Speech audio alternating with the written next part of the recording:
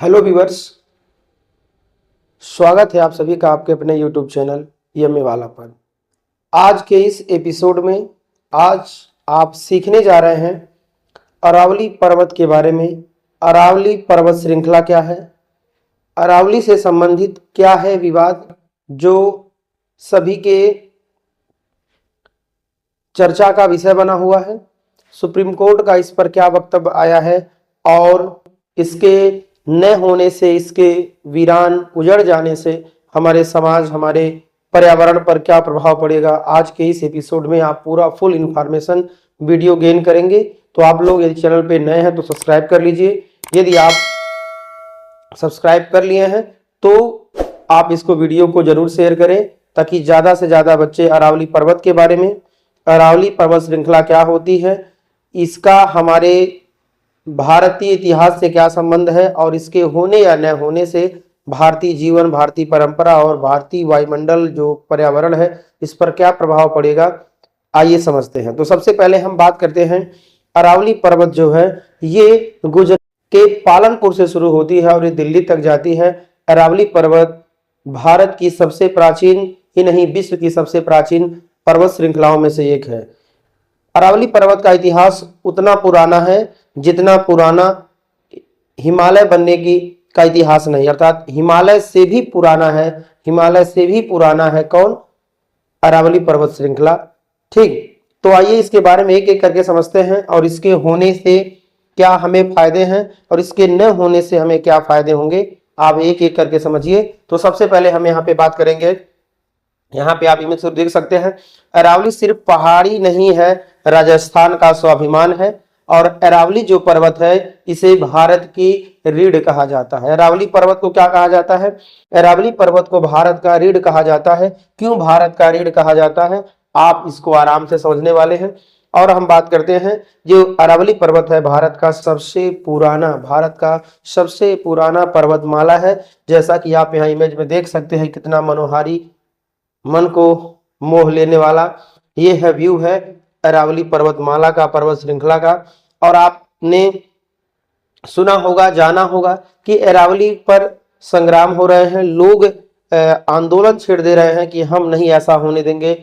100 metre से कम के दायरे में जो रहेंगे चीज, मतलब पहाड़ियां, उनको खुदाई का, उनको खनन का प्रोजेक्ट मिल सकता है लोगों को।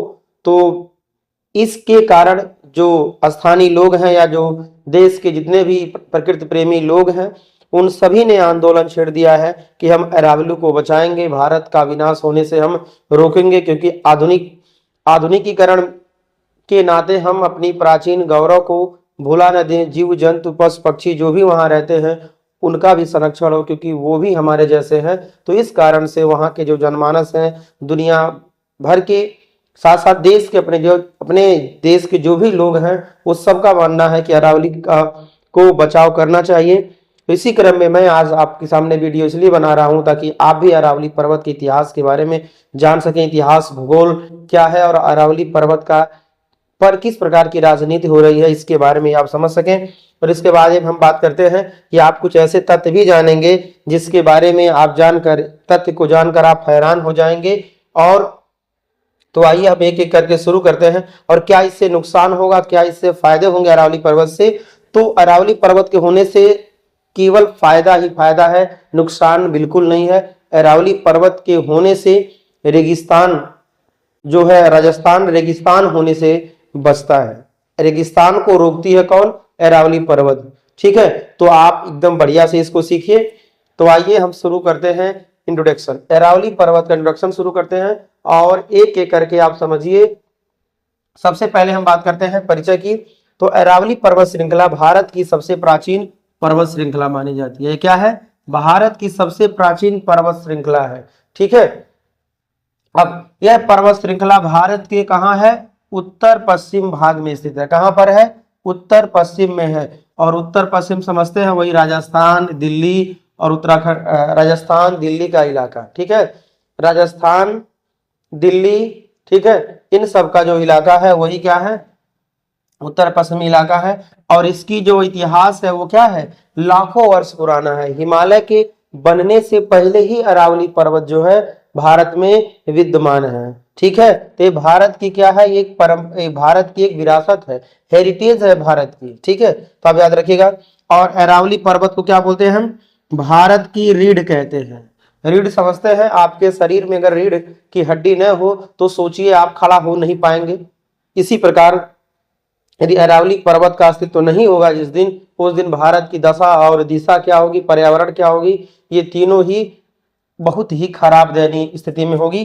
तो आप याद रखिएगा, इसको हम वेस्टर्न इंडिया भी कहते हैं। अरावली पर्वत को क्या बोलते हैं, वेस्टर्न इंडिया भी कहते हैं, पश्चिमी भारत, क्योंकि जितना भी पश्चिमी भारत है ये इसी के कारण वजूद में है, फलता और फूलता है। ठीक है, इसके न होने से वो जो क्षेत्र होगा पश्चिमी भारत का वो वीरान, सुनसान और शमशान होगा। ठीक है, तो आपने समझा ये कब से कब तक रहा या कब इसका हुआ, कितने वर्ष पुराना है। अब बात करते हैं स्थिति व इसका विस्तार कितना है। जैसा कि आप यहाँ देख सकते हैं, ये है पूरा राजस्थान का इलाका, यहाँ पे है गुजरात, यहाँ पे है गुजरात, यहाँ पे है राजस्थान, यहाँ पे हरियाणा है, यहाँ पे है दिल्ली। ठीक है, आप देखेंगे तो अरावली पर्वत श्रृंखला पूरा आपके सामने यहाँ तक पूरा फैला हुआ दिख रहा है ना। तो इस प्रकार अरावली का ये है विस्तार, इमेज के थ्रू आप समझिए।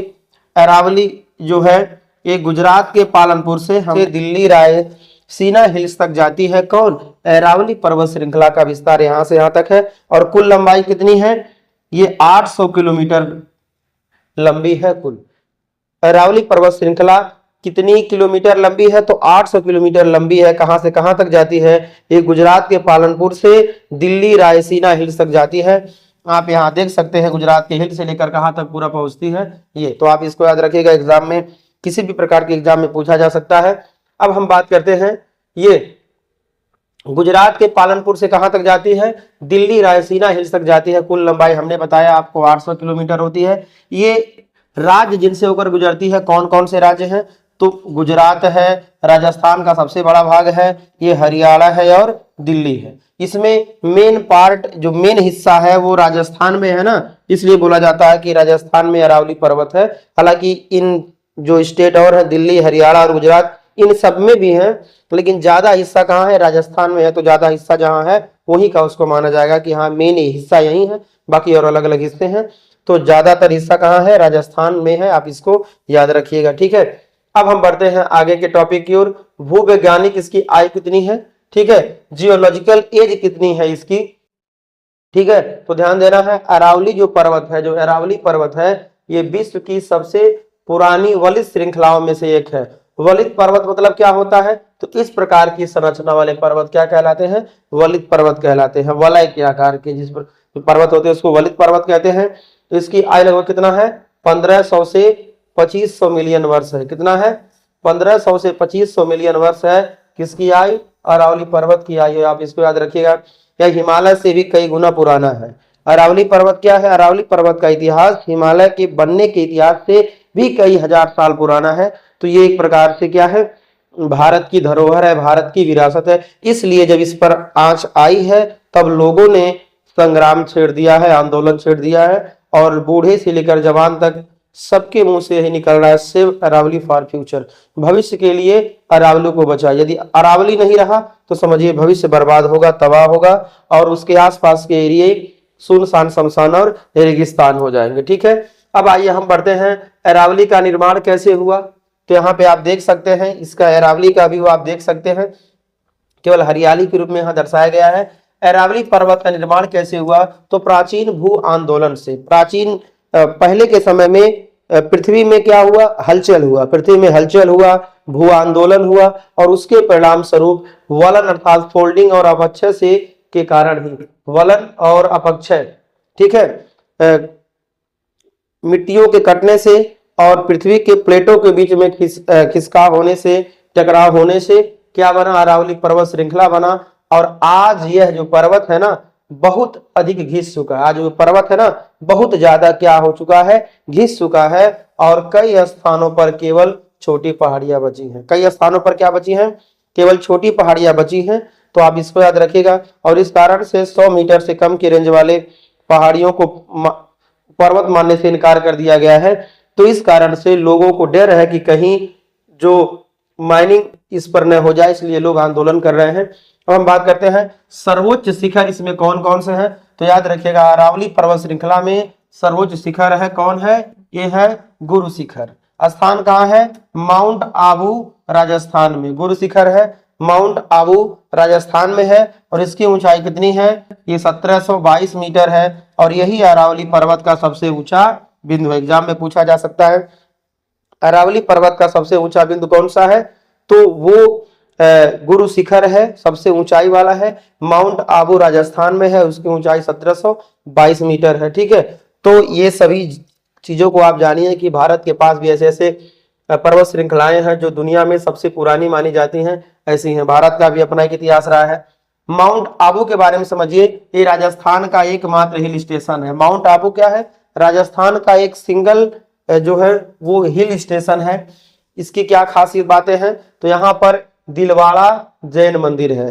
क्लास 10 और क्लास 12 अर्थात 6 से लेकर 12 तक के सभी विद्यार्थियों के लिए आपके भूगोल सब्जेक्ट में या बोर्ड के सब्जेक्ट में ये क्वेश्चन जरूर आता है, दिलवाड़ा जैन मंदिर कहाँ है, तो आप राजस्थान में याद रखिएगा, ये मात्र एक हिल स्टेशन है, वहीं पर है। और गुरु शिखर, ठीक है, भारत ये अरावली पर्वत का सबसे ऊंचा वाला जो शिखर है ये यही है। यहाँ पर ही नक्की झील है और ठंडी जलवायु यहाँ पर होती है। तो ये क्लास 10 और क्लास 12 के बच्चे जरूर याद रखेंगे, क्योंकि ये अभी दिसंबर में एक मुद्दा गरमाया हुआ है और एग्जामिनर इसे जो है क्लास 10 और क्लास 12 के भूगोल टॉपिक में, ठीक है, मैपिंग के लिए दे सकते हैं। आप उसको चित्र में प्रदर्शित करिए, ठीक है, अरावली पर्वत कहाँ पर है, ठीक है, माउंट आबू पे गुरु शिखर कहाँ है, आपसे पूछा जा सकता है दिलवाड़ा जैन मंदिर कहाँ पर है, तो आप इसको याद रखिएगा। एग्जाम में 10 और 12 के बच्चे बोर्ड एग्जाम में दर्शाने के लिए भी ये आ सकता है। ठीक है, यदि आपको पता रहेगा ये कहाँ है, राज्य पता रहेगा, तो आराम से दर्शा लेंगे ना, इसलिए जानना जरूरी है। अब बात करते हैं जलवायु पर प्रभाव क्या होता है। तो ध्यान देना, जो अरावली पर्वत श्रृंखला है ये थार मरुस्थल को फैलने से रोकता है। जो अरावली पर्वत श्रृंखला है क्या करती है, जो थार मरुस्थल है वो कहाँ है, गुजरात में है, उसको बढ़ने से रोक देती है। मानसून पवनों की दिशा बदलने में सहायक है। जो मानसून पवन होते हैं उनकी दिशा को बदल देती है, जिससे बारिश वहां पे आराम से होती है। अरावली कमजोर होने से, अगर अरावली कमजोर होगा तो क्या होगा, राजस्थान में मरुस्थलीकरण बढ़ रहा है। ठीक है, अगर अरावली को कुछ हुआ तो मरुस्थल बनेगा, सुनसान शमशान और रेगिस्तान बनेगा।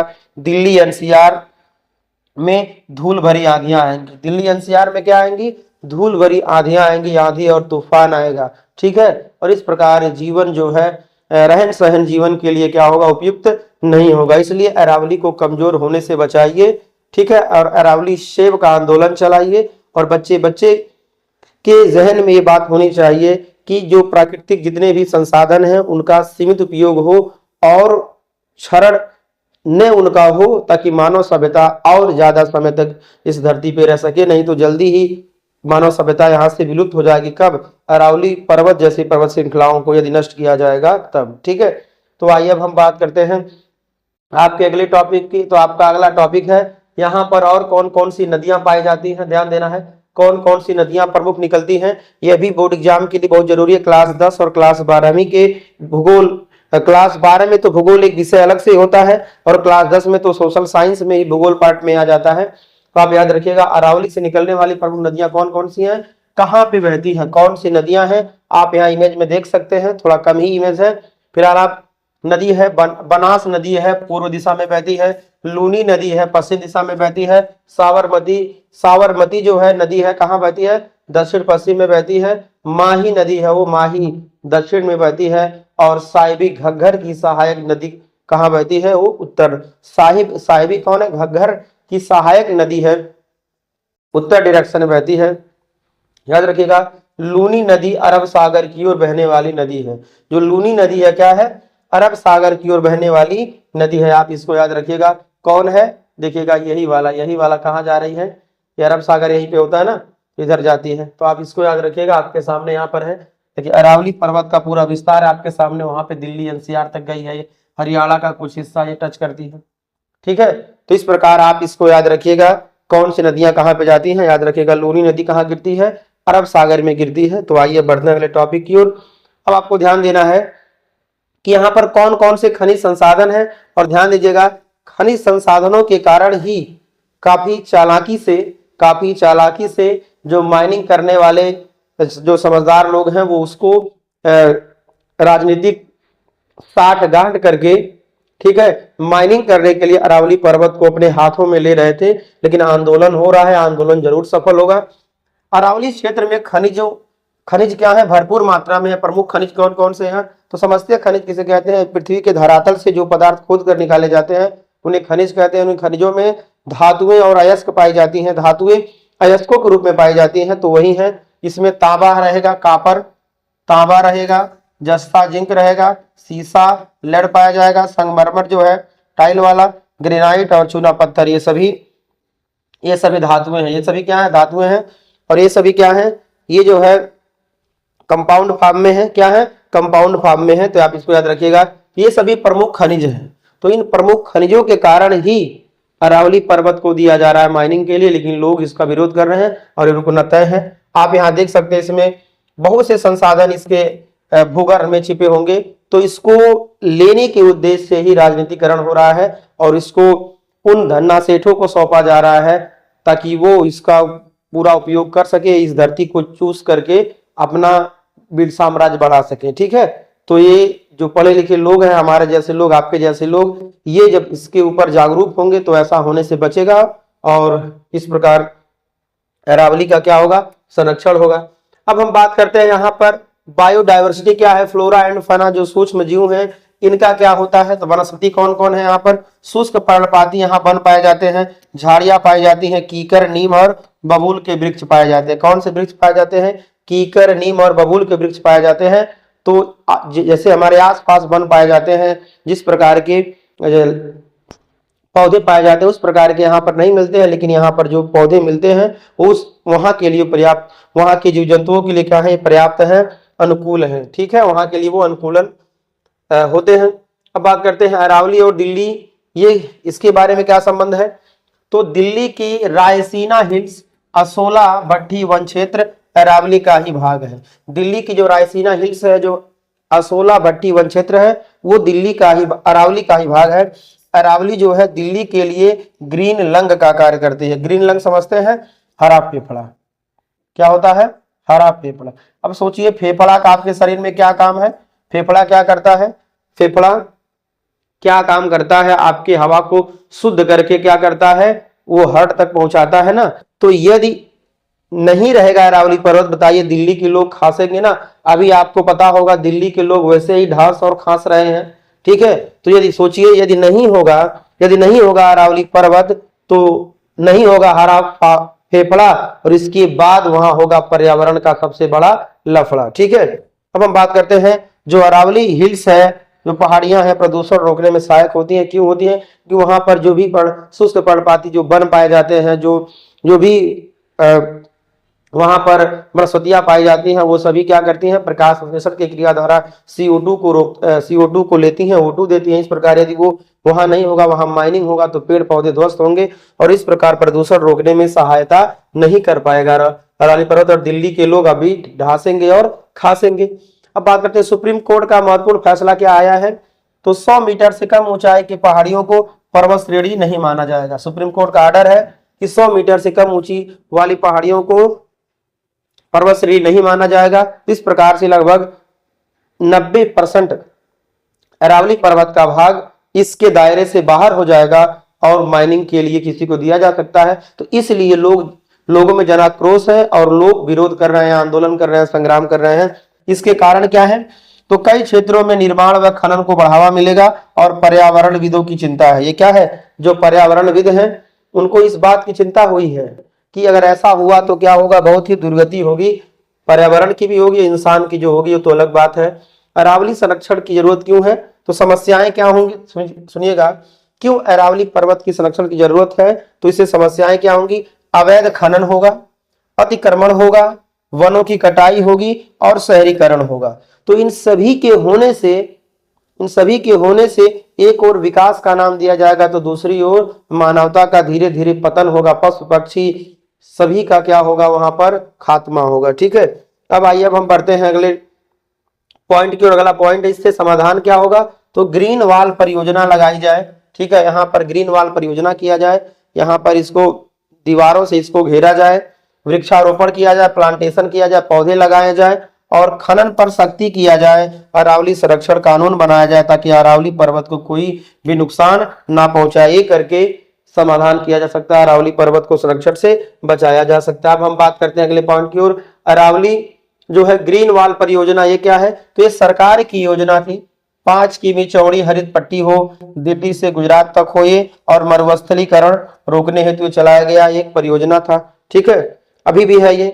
तो अब हम बात करते हैं आपके लिए क्या फायदेमंद होगा, तो परीक्षा व जीके में इसका महत्व है। सभी प्रकार के कॉम्पिटिटिव एग्जाम्स में आएंगे, क्लास 6 से लेकर 12 तक के सभी विद्यार्थियों के लिए, सभी लोगों के लिए ये जो है इसका ज्ञान होना जरूरी है। बार बार पूछे जाने वाले प्रश्न है। अब आपको कमेंट बॉक्स में कमेंट करके बताना है सबसे पुरानी पर्वत श्रृंखला कौन सी है।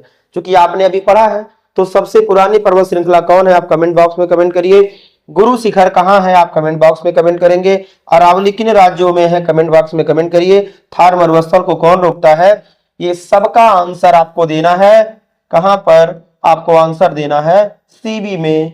कहां देना है आपको, कमेंट बॉक्स में आपको आंसर देना है। आंसर कहां देना है, सीबी में देना है।